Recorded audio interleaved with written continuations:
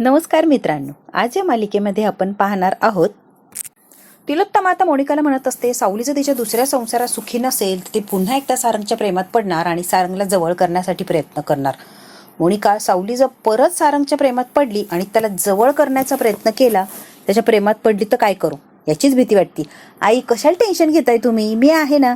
सावलीच्या प्रत्येक बारीक बारीक मोमेंटवर मी लक्ष ठेवणार आणि ती सारंगच्या किती जवळ चालली आहे किंवा जवळ नाही जायला पाहिजे त्याच्याकडे मी लक्ष देणार म्हणजे देणार. डोंट वरी, तुम्ही अजिबात टेन्शन घेऊ नका. ती इमोशनल होऊन तुम्हाला म्हणत असते, कसं आहे ना, आपल्या सारंगला तिची गरज आहे म्हणून आपण तिला या घरात ठेवले किंवा आपण मजबुरीने तिला या घरात ठेवतोय, आपण तिला सहन करतोय. एकदा आपला सारंग बरा झाला की द्यायची की हक लावून, तुम्ही टेन्शनच घेऊ नका. आपण सावलीला म्हटलो की घराच्या बाहेर जा तर सारंगच्या जीवाशी खेळल्यासारखं होणार, बरोबर ना. त्यामुळे आपण सावलीला आता नाही काढू शकत आहे. सारंगला व्यवस्थित ठणठणीत बरा होऊ दे, आपण तिला घालूया या घरातून, शब्द आहे माझा. त्यामुळे आई तुम्ही टेन्शन घेऊ नका हो. डॉक्टरांनी सांगितलंय ना, तिची गरज आहे सध्या सारंगला, तर असू द्या की. तिला डोळे उघडून पूर्णपणे शुद्धीवर येऊ द्या, काहीतरी मुवमेंट करू द्या, मग आपण सावलीचं काय करायचं ते बघूया. तोपर्यंत प्लीज तिला कुठे जा काय कर काहीही सांगायला जाऊ नका. तर मग म्हणते, माझंही हेच मत आहे. सारंगचा जीव माझ्यासाठी खूप खूप महत्वाचा आहे. आधी त्याला बरा तो होऊ दे, मग बघूच या मोनिका. बरोबर आहे ना ग? हो, मी हेच सांगण्याचा प्रयत्न करतेय. परत जर काही निगेटिव्ह थॉट आले तर हाच विचार करायचा आणि स्वतःला रिमाइंडर करायचं. ती खोटी खोटी बायको. हो हो हो, तिला तो म्हणते, मोनिका तू असं कर, आत्ताच्या आत्ता आहे ना अमृताला आठवण कर आणि सारंगची ती खोटी बायको आत्ताच्या आत्ता इथे आलीच पाहिजे. हो हो हो मॉम, लगेच सांगते मी. तिला ते इथे आली नाही ना तर सगळा राडा होऊन जाणार. मग हिला कळेल की सारंगचं लग्नच झालेलं नाहीये. तिला आजच आली पाहिजे आणि या कामाला अजिबात उशीर नाही झाला पाहिजे. हो आई, अजिबात काळजी करू नका तुम्ही. अमृताला जाऊन सांगते मी काकूंमुळे जो वेस्ट गेलाय तो नेऊन ठेवते तिकडे, तुम्ही घ्या. तिलोत्तमा म्हणते, मी घेते बाई चहा. आता मोनिका निघून गेलेली असते आणि तिलोत्तमा चहा पित असते. त्यांना जिकडे सावली आलेली असते. जगन्नाथजी म्हणतात, बाळा नियतीचा खेळ इतका अफाट असतो जिथे माणसाची शक्ती, विचारशक्ती संपते तिथे नियतीचे खेळ सुरू होतात. दैवी संकेत आहे बाळा. हो बाबा, तुम्ही जे म्हणताय ते अगदी बरोबर आहे. पण तिथे गेल्यावर मला काय झालं किंवा मी कुठल्या सिच्युएशनना सामोरे गेले माझं मला माहिती. जर माझी अवस्था झाली, 7-8 वर्षानंतर त्या घरात पाऊल टाकलं, सगळ्या माणसांना फेस केलं, मला काय करू आणि काही ना काही सुचत नव्हतं. अगदी बिथरल्यासारखी झाली होती बाबा. मी म्हणत असते जगन्नाथला, सगळ्यात महत्वाची गोष्ट काय माहिती का, अबीर आणि ओवी पासून त्या भूतकाळात म्हणजे माझं त्या घराची नातं काय होतं भूतकाळात हे लपवणं फार कठीण आहे मला. असं वागायला लागतं की पहिल्यांदाच त्या घरात पाऊल ठेवती आणि सगळं काही नौखच आहे माझ्यासाठी. मी इथे येऊन गेले, इथे राहिली, त्यांना मी काहीही दाखवायला जात नाही कारण ती इतकी हुशार आहेत ना, एका मिनिटात अशी पकडतील. नाटक नाही जमते बाबा, खूप अवघड तारेवरची कसरत आहे माझ्यासाठी. सगळ्याच गोष्टींचा त्रास होतोय, काही लपवाछोपी करायचा, खोटं बोलायचा, खोटं वागवायचं, सगळ्या गोष्टींचा त्रास होतोय बाबा मला. सावली आता चिडचिड करत असते. ना जे सावलीकडे एकटक बघत असतात, सगळ्यामध्ये मला पडलेला मोठा प्रश्न कुठचा आहे माहिती का? होऊन गेलं, आम्ही दुरावलो, वाद झाले, परत एकमेकाची तोंड बघितली नाही. आता या क्षणाला या अवस्थेत ती माझं नाव काय घेताय बाबा, हाच मोठा प्रश्न आहे माझ्यासाठी. त्यांचा आणि माझा काही संबंध नसताना सुद्धा ती सावली का म्हणताय सारखं जी म्हणतात. हा प्रश्न स्वतःला तू जितक्या वेळा विचारशील ना बाळा, जितक्या वेळा विचारशील तितक्या वेळा तुझ्या मनाला त्रास होणार. आणि खरं तर मी तुला उत्तर देण्यापेक्षा तुझ्या मनालाच माहिती आहे या प्रश्नाचं उत्तर. तू मला का विचारतीयस? तुझ्या मनाला विचार, आपोआप उत्तर मिळून. ते उत्तर माहिती असून सुद्धा तू मान्य करत नाहीये सावली, हा तुझा प्रॉब्लेम. त्याचं काही नाही बाबा, नका मला सारखं तेच ते सांग की मेमरी लॉस झालाय, स्मरणशक्ती फक्त जुन्याच गोष्टींना आठवते, नवीन गोष्टींना आठवतच नाहीये. जी म्हणता, सावली तुला नाही मान्य करायचंय, मान्य नको करू, काही हरकत नाही. पण एक सत्य आहे, जगातलं सत्य आहे, सारंग तुझ्यावर अजून सुद्धा तेवढंच प्रेम आहे जेवढं पहिले होतं. सारंग तुझ्यावर अजूनही प्रेम करतो आणि करतो, हेच सत्य आहे. पण तुला हे मान्य करायचं नाहीये, तुझं तू विचार कर सावली. पण मी ठामपणे सांगतो की सारंग तुझ्यावरच प्रेम करतो आज सुद्धा. असू ते बाबा, मी काहीतरी खायला बनवते तुमच्यासाठी. सावली आता विषय टाळते, आबाळ करू नका, मी बनवते काहीतरी पटकन. सावली एकटं राहण्याची, स्वतःची काळजी घेण्याची सगळी सवय, स्वतःची कामं स्वतः करण्याची सगळी सवय अलका गेल्यानंतर मी एकटाच होतो की. महत्वाची गोष्ट सांगतो, जोपर्यंत सारंग बरा होत नाही तोपर्यंत 10 चक्रा मारू नको घरी. ये जा तिथेच थांब आणि त्याची काळजी घेईन की त्यांची काळजी. पण तुम्हाला कसं एकटं सोडणार आहे? तू सारंगला तुझी नितांत गरज आहे आणि प्लीज तिथे लक्ष दे ग, त्याला बरं करणं खूप महत्वाचं आहे. जे सेवेत राहिलीस तर त्याला तुझ्या सहवासामुळे काहीतरी शुद्ध यायला लागेल, तो लवकरात लवकर बरा होईल. तुला कळतंय का साऊ मला काय सांगायचंय? जी म्हणतात, कोणता क्षण, कोणती वेळ, तुझं कोणतं वाक्य ऐकून, कोणता शब्द ऐकून डोळं उघडेल सांगता येत नाही. त्यासाठी प्रत्येक क्षण आपल्यासाठी अनमोल राहणार आहे. कोणता शब्द कानावर पडताच तर डोळे उघडेल काहीही सांगता येत नाहीये. सगळ्या लहान सहान गोष्टी सतत त्याला सांगत राहा, सतत त्याच्याशी बोलण्याचा प्रयत्न करत राहा. तुझे शब्द, तुझा आवाज कंटिन्यू त्याच्या कानावर पडू दे, काहीतरी परिणाम नक्कीच होणार आहे बाळा. आवाज त्याला या अंधारातनं बाहेर काढेल. कळतंय का मी काय सांगण्याचा प्रयत्न करतोय? तिलोत्तमा आणि अमृता बोलत असतात. अमृताला तिलोत्तमा विचारत असते, सारंगची काही हालचाल वगैरे हातांची बोटांची झाली आहे, पण पुढे काही हालचाल, पाय वगैरे त्याने हलवलाय का, डोळे वगैरे उघडण्याचा प्रयत्न केला तिलोत्तमा अमृताकडनं सगळी माहिती घेत असते सारंगविषयी. तरी काहीच नाही हा. परत आली की बघूच आपण. परत आल्यावर म्हणजे कुठे गेली? ती घरी गेली आहे. जगन्नाथजींना काही हवं नको, त्यांचं खाण्यापिण्याची अबळ, मग त्यांचं ते बघायला गेलीये. येईलच ती आता. तिलाच काय पत्ता ग, ती कधी येणार, काय येणार, काय कॉन्टॅक्ट वगैरे झालं की नाही अमृता? तिला कॉल येतच असेल. ती सुशीला आई नाव घेतलं आणि सुशीला आली. सारंगच्या खोट्या खोट्या बायकोने एंट्री घेतलेली असते, म्हणजे सुशीलाने. तिला समोर येऊन उभं राहते तिलोत्तमाच्या. अमृता ओळख करून देते, ह्या सारंगच्या आई. तेव्हा सुशीला म्हणते नमस्कार आई. सारंग सरांचा ऍक्सिडेंट झाला हे ऐकून खरंच धक्काच बसला मला, अगदी धस्स झालं बघा. विश्वास बसत नाहीये बिचाऱ्या सारंग सरांची अशी अवस्था आहे. त्याची तब्येत पण कसं आहे ना, तो अजून बाहेर आला नाही ग, शुद्धीत आलेला नाहीये.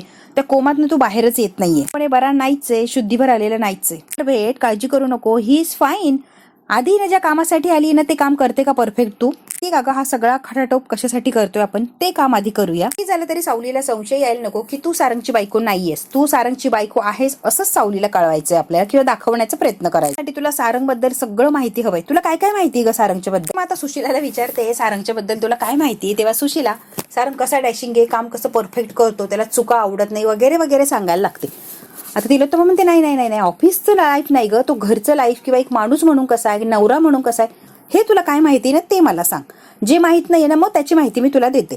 आपण सावलीच्या समोर कमी पडायला नको. खरंच खूप तुम्ही एकमेकांवर प्रेम करता आणि चांगलं कपल आहात. सावलीला असं दाखवून द्यायचं. तुझ्या बोलण्यामध्ये सारंगच्या बद्दल प्रेम, जिव्हाळा, आपुलकी, खूप तुला काळजी असंच दिसलं पाहिजे. असं सारंगला इतकं जीव लावते की बस. आणि असं सावलीला दाखवून द्यायचं की सारंगशिवाय तू राहूच शकत नाहीये. कळतंय का तुला सुशीला? परफेक्ट कपलचं नाटक करायचंय. खूप चांगली बायको आहेस, एकमेकांवर जबरदस्त प्रेम करता असं नाटक करायचं. आता ही सुशीला खूप घाबरलेली असते, गोंधळून गेलेली असते. म्हणून एक हक्क अधिकार गाजवायचा त्याच्यावर. म्हणते सारंग नेमका कसा आहे सांगायचं का आपण सुशीलाला, म्हणजे एक तिला आयडिया येऊन जाईल. नक्की सांगणं अमृता, खूप गरजेचं आहे ते. तू अगदी डिटेलमध्ये सगळं काही सुशीलाला सांगत असते. सारंग कसा आहे, काय त्याचा स्वभाव कसा आहे, सगळं सगळं काही सांगण्याचा प्रयत्न करत असते. आणि सारंगमध्ये काहीच प्रॉब्लेम नाही. दोघांमध्ये मायलेकरांमध्ये जे काही मतभेद होतात ना, फक्त आणि फक्त सावलीमुळे मतभेद होतात, अदरवाईज काहीच मतभेद नाहीये. हा विषय समोर आला की आमच्यात मतभेद झालेच पाहिजे. म्हणते कसं आहे ना, मला सुशिक्षित, सुंदर, मला शोभेल, माझ्या घराला शोभेल अशी छान पर्सनॅलिटी असलेली सून हवी होती. पदरात पडली ही. सारंगलाही सुरुवातीला तिचा राग यायचा बरं का सुशीला, पण नंतर कसं त्यांच्यात मैत्री झाली, मग प्रेम, मग काय सारंग अगदी वेडाच झाला. आणि काय मग तर काय सगळं माझ्या हाताच्या बाहेरच गेलं. अमृता म्हणते हो सुशीला, तुला अजून एक गोष्ट सांगायची राहिली. या घरात कोण राहतं, कोण राहायचं नाही, किंवा आधी कोण होतं, आता कोण राहतो, तुला सगळ्या गोष्टींची माहिती हवी बरं. काही विचारलं तर सगळ्या गोष्टी पटापट सांगता आल्या पाहिजे. या घरात येणं सुशीला खूप वर्ष राहिली, त्यामुळे हे घर तिला चांगलंच ठाऊक आहे. प्रश्न तुला तिला विचारला ना, उत्तर द्यायला जाऊ नको, एका मिनिटात तुला ती पकडेल. ती फार हुशार पोरगी गेली. तिला जर संशय आला तर मग तुमचं लग्न खोटं आहे हे सुद्धा पकडलं जाणार. हे नाटक करायचं एका अनोळखी घरात येऊन खोटं नाटक वागायचं, मला तर इतकं अवघड जाणार आहे ना, खरं सांगते मी, मला खूप भीती वाटायला लागली मॅडम. गडबड होणार नाही सुशीला, आम्ही दोघी जणी आहोत ना, सगळं सांभाळून घेऊ बघ. प्रत्येक पावलावरती आम्ही आहोत, प्रोटेक्ट करणार, तुला एकटं पडू देणार नाही. डोंट वरी, घाबरू नको सुशीला तू, आम्ही आहोत ना. आपलं घर, प्रत्येकाची रूम, जागा, सगळं दाखव, म्हणजे ही गोंधळून जाणार नाही. दाखव, प्रत्येक खाना खुणा सगळं दाखविला अमृता. त्यात राहतेस तू, खरी बायको आहे, सगळं काही परफेक्ट नाटक करायचं, कळतंय का? ते आई तुम्ही टेन्शन घेऊ नका, मी सगळं तिला व्यवस्थित सांगते, तुम्ही अजिबात काळजी करू नका बरं. चल सुशीला तुला घर दाखवते. नको, आम्ही दोघे आहोत ना, डोंट वरी. ते सावलीने स्वयंपाक वगैरे सगळं घर आवरलेलं असतं, छान असं सगळं करते. आणि जगन्नाथला म्हणते स्वयंपाक वगैरे सगळं बनवून ठेवलंय, वेळेवर जेवायचं, औषध घ्यायची आणि वेळेवर झोपायचं. अजिबात मला हलगर्जीपणा चालणार नाही. जगन्नाथजी म्हणतात हो हो हो सावली, जरा श्वास घे. अगं हे काय, श्वास घे. छान असल्यासारखं वाटतंय. एक तर तू माझी आई किंवा सासू असंच वाटायला लागले. काय तुझं धडपण येतंय सावली, मला काय आहे हे? नाही बाबा, तुम्ही हलगर्जीपणा करता, तब्येतीकडे लक्ष देत नाही ना, म्हणून सांगायची वेळ आली मला. नाही यात माहिती ना मला, लहान जरी नसलात तरी सवय मात्र लहानांसारख्याच. दुर्लक्ष करायचं स्वतःकडे. तेवढ्यात बबलू आलेलं असतं. वा वा वा वा, मुलांना शिकवतात हे बघितलं होतं, पण मुलं सुद्धा आई बापाला शिकवतात हे पहिल्यांदाच बघतो. या जगन्नाथ बापाची शाळा घेते, भारी वाटला. जगन्नाथजी वय झालंय ना तुमचं. जगन्नाथजी लगेच काठी घेतात, मारू काय बबल्या, तुमचा जावई तिथे आजारी आहे. जगन्नाथजी सुद्धा त्याला बघायला आला नाही. काय हे जगन्नाथजी, आता काय चाललंय तुमचं? लाडका जावई आमच्यात काहीच नाहीये, माहितीये ना तुम्हाला, काहीही राहिलेलं नाहीये.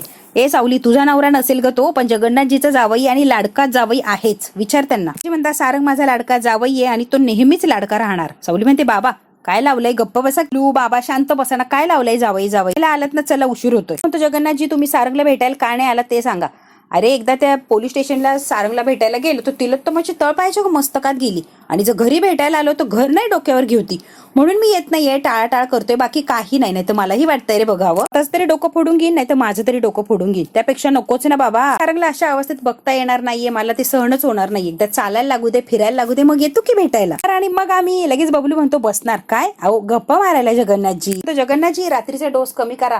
जगन्नाथ आता रागाने बघतात, बबल्या सावली बहिणी चला चला चला वाट बघताय सगळे, पण वेळेला नाव घेतलंय सावली बहिणीचं, चला चला चला. इतका गंमत जम्मत करत असतो, काय त्याला सुचत असतं त्याचं त्याला माहिती. बबलू दादा कधीतरी सिरियस राहणार, काय लावलंय हे, वेळेवर घ्यायची, जेवायचं वेळेवर. बबलू म्हणतो मेडिकलची औषधं घ्या, दुसरी औषधं घेऊ नका. बबल्या खरंच मार काशीला तू मोबाईल घेण्यासाठी वागते. जगन्नाथजी म्हणतात कशाला पाया पडते. सावली खरं तर मोबाईल घेत असते. काय बाबा, आता मोबाईल घेते आणि सावली चाललेली असते. आता अमृता सगळी ट्रेनिंग देऊन झालेली असते आणि आता सुशीलाला बऱ्याच गोष्टी तिने सांगितलेल्या असतात. असं आहे एकंदरीत सगळं लक्षात ठेव आणि गोंधळ करू नकोस. बरण्या आहे ना ह्या सगळ्या जागेवर लाव, म्हणजे तुझ्या लक्षात येईल कुठे काय एक्झॅक्टली. कडून आता सगळ्या बरण्या वगैरे व्यवस्थित लावते, जेणेकरून सुशीलाची धावपळ होणार नाही किंवा गोंधळ उडणार नाही. सावली समोर सुशीला या घरातच राहते असं दिसणार, यासाठी सुशीलाला सगळी ट्रेनिंग दिलेली असते अमृताने सुशीलाला सगळ्या वस्तू जागेवर लावायला लावलेल्या असतात. ह्या सगळ्या एकदा वस्तू बघून घे, कारण सावलीने हे किचन स्वतः लावले आणि ती गेल्यानंतर मी काहीच बदल केले नाहीये, आहे तसंच किचन आहे.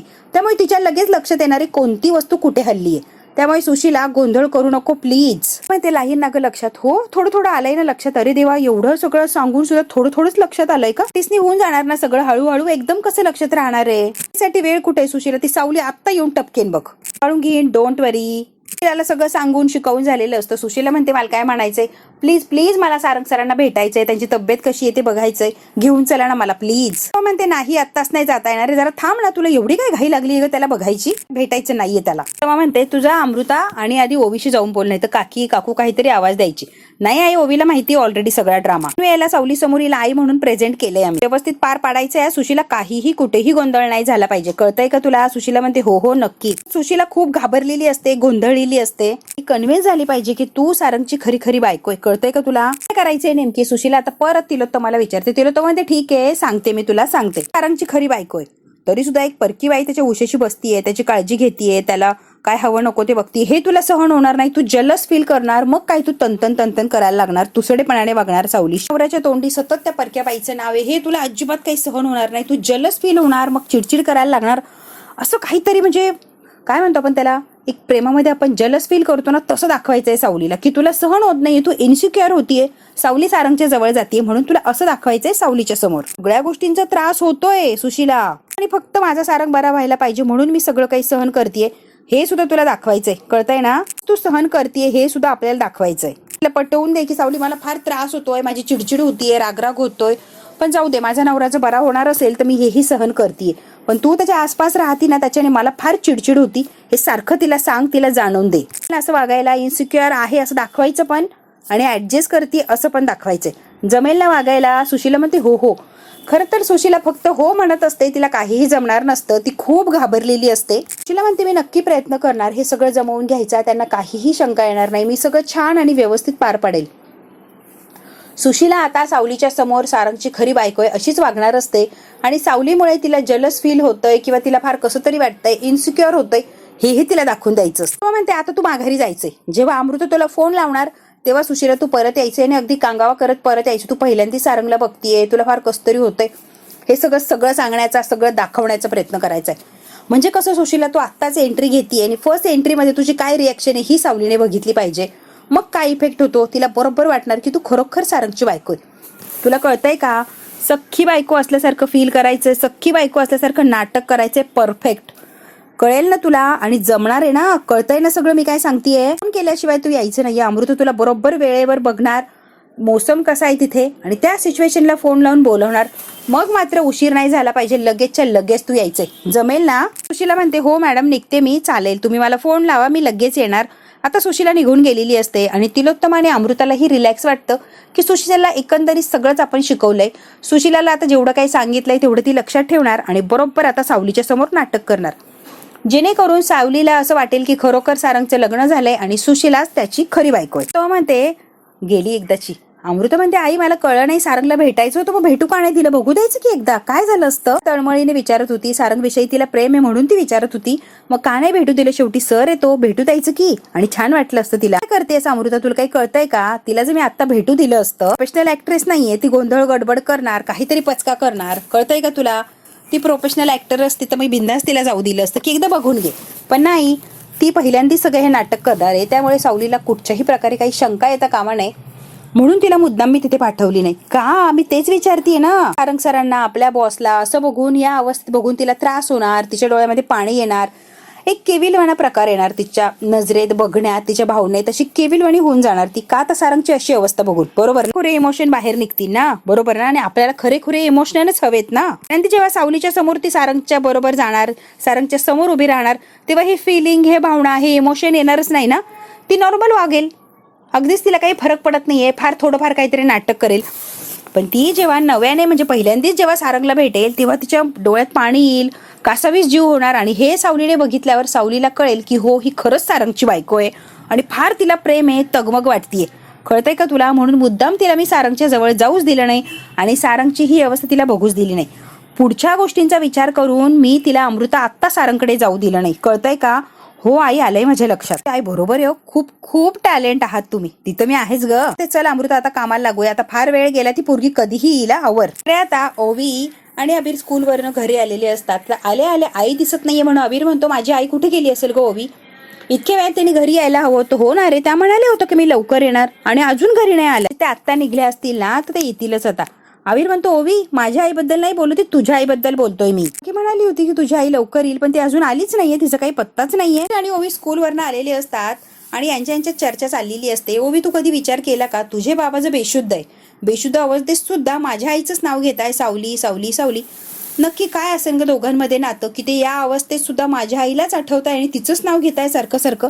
दोघांमध्ये काय कनेक्शन असेल गोवी, दोघांमध्ये काहीतरी आहे ते आपल्यापासून लपवताय आणि ते काय लपवताय नाही हे आपल्याला शोधून काढायचंय. ओवी बरोबर बोलतोय तू, मलाही जाणवलंय ते. कसं आहे ना अबीर, तुझ्या आईचं आणि माझ्या बाबांचं काहीतरी जुनं नातं आहे. अबीर म्हणतो मग घरातले लोक आपल्याला काही सांगणार नाही त्या नात्याबद्दल, आपणच शोधून काढायचंय. कळतंय का.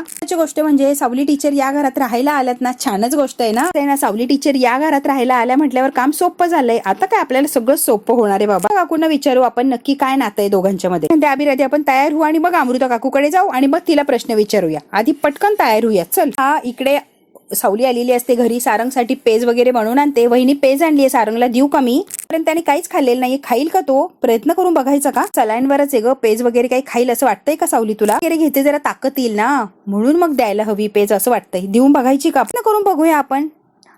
झालं सक्सेस ठीक, नाही तर मग नाही द्यायचं. म्हणते तू तुझ्या हाताने त्याला पेज भरव, खाल्ली तर खाल्ली तुझ्या हाताने. आता सावली स्वतःच्या हाताने सारंगला पहिल्यांदाच पेज भरवायला चाललेली असते, त्याने खाल्ली तर जरा ताकद येईल असं सावलीचं म्हणणं असतं. म्हणते सारंग आ करा, तोंड उघडा, तुम्ही पेज आणली ना, मी तुम्हाला पेज आवडती ना, पेज प्यायची आहे ना, मग एकदा आ करा ना. तुम्हाला आठवतंय का सारंग मी काय म्हणते. असेच आजारी पडला, मी किती वेळा सांगितलं खाऊन घ्या जेवून घ्या, काहीच ऐकलं नाही. मी एकदा रुसून बसले तरी सुद्धा तुम्ही काय ऐकलं. हाताने भरवलं तेव्हा तुम्ही कुठे खाल्लंय, बरोबर ना सारंग. मग आता सुद्धा खा ना. हे सावलीच्या हाताने प्यायच प्यायलेलं असतो, पहिल्यांदाच ती पेज त्याला देते, तो पिऊन घेतो. आता सारंग हळूहळू खायला प्यायला लागलेला असतो. यांना सगळ्यांना छान वाटतं की सावली जे म्हणते तो सारंग सगळं ऐकत असतो. त्याला पेज वगैरे भरवत असते, छान गप्पा मारत असते. तेवढ्याच सुशीला सारंग सारंग करत आरडाओरडा करत पळतच आलेली असते. अमृतवहिनी हे काय होऊन बसलं आणि जोर जोरात ती रडत असते. तिला सारंगच्या गळ्यात पडायचं सोडून अमृताच्या गळ्यात पडते आणि काय झालं वहिनी हे म्हणून जोर जोरात रडत असते. म्हणते नाही यांना बघू नाही शकते मी, असं नाही बघू शकते. बबलू रडायचं नाटक करतो. वहिनी बघायलाच लागणार अशा अवस्थेत, मनावर दगड ठेवा आणि बघाच. अशा अवस्थेत सारंग दाला तुम्हाला बघायलाच लागणार. तिची समजूत काढते, शांत हो सुशीला शांत हो. आता सावली सावली नाव घेतो. सावलीला सुशीलाच्या समोर अगदी कसं तरी वाटतं की त्याच्या बायको समोर तो माझं नाव का घेतो. म्हणते तो अवघडल्यासारखं वाटून देऊ नको, तो बरा होणं माझ्यासाठी गरजेचं आहे आणि तो बरा झाला की मला त्यातच समाधान आहे. सावली म्हणजे तुम्ही एकदा प्रयत्न करून बघता का. मी जुन्या आठवणी सांगितल्यावर ते रिॲक्ट होतात, आता तुम्ही तुमच्या लग्नाबद्दलच्या छान छान गोष्टी सांगायला सुरुवात करा, मग सारंग रिॲक्ट सुद्धा होऊ शकतो. आवाज ऐकून सुद्धा शुद्धीवर येऊ शकता. तुम्ही बोला ना प्लीज सुशीलाताई, तुम्ही बोला. आणि अमृता सुशीलाला म्हणते तू काहीच करू नको, काय करायचं ते सावलीलाच कळू दे आणि ती काय करेल ते करेल, तू काहीही करायला जाऊ नको. सुशीला अगदी जागेवर उभी असते. आता बघू सुशीला सावलीच्या सांगण्यावरनं थोडीशी पुढे जाणार आणि सारंगशी बोलण्याचा प्रयत्न करणार की सावलीलाच म्हणणार की तूच सारंगशी बोल आणि तूच प्रयत्न कर. बघू आता नेमकी सारंग कुणाच्या बोलण्याने शुद्धीवर येणार. आणि आता खायला प्यायला लागलाय हळूहळू, तर सारंग लवकरात लवकर नक्कीच बरा होणार. बरा झालेला सारंग जर बघायचं असेल मित्रांनो, तो बघायला लागणारी पुढचा भाग, हा भाग इथेच संपतो. व्हिडिओला लाईक, शेअर, सबस्क्राईब नक्की करा. धन्यवाद मित्रांनो.